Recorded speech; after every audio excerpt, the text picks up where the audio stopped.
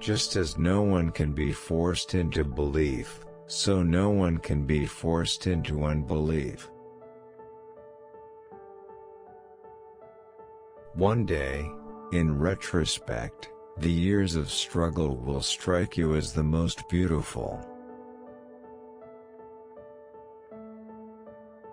The intention that man should be happy is not in the plan of creation. We are never so defenseless against suffering as when we love. I cannot think of any need in childhood as strong as the need for a father's protection.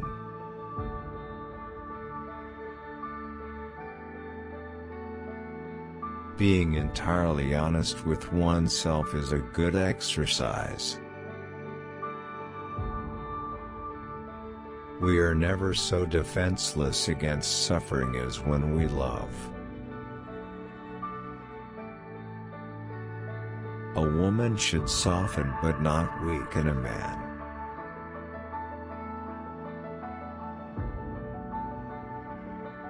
Future ages will produce further great advances in this realm of culture, probably inconceivable now, and will increase man's likeness to a god still more.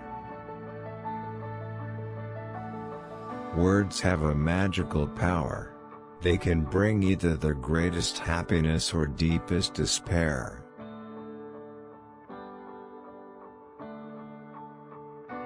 It is that we are never so defenseless against suffering as when we love, never so helplessly unhappy as when we have lost our loved object or its love.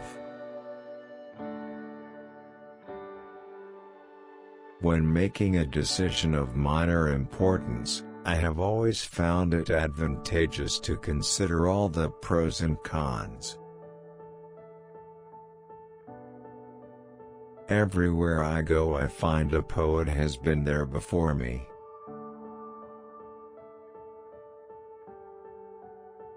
Religion is a system of wishful illusions together with a disavowal of reality.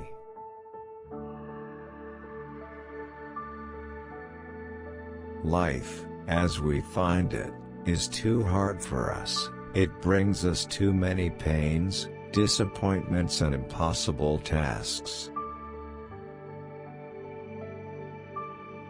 In the depths of my heart, I can't help being convinced that my dear fellow men, with a few exceptions, are worthless.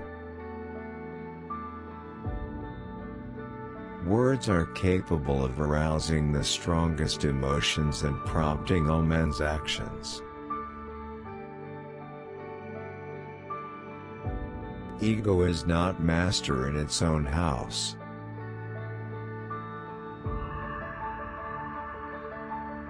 The voice of the intellect is a soft one, but it does not rest until it has gained a hearing.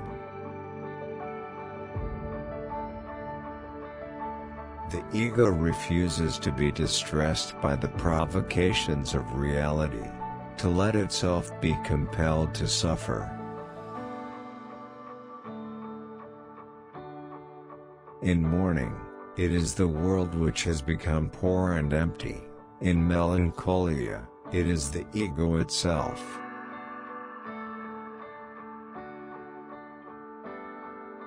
Where it was, their ego shall be.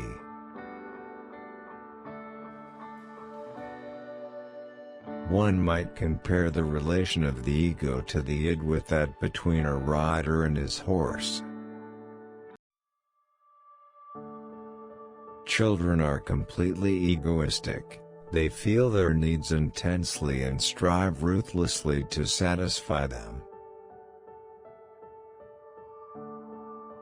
Towards the outside, at any rate, the ego seems to maintain clear and sharp lines of demarcation. At the height of being in love, the boundary between ego and object threatens to melt away. The repressed merges into the id as well, and is merely a part of it. Originally the ego includes everything, later it detaches from itself the external world. There is no doubt that the resistance of the conscious and unconscious ego operates under the sway of the pleasure principle.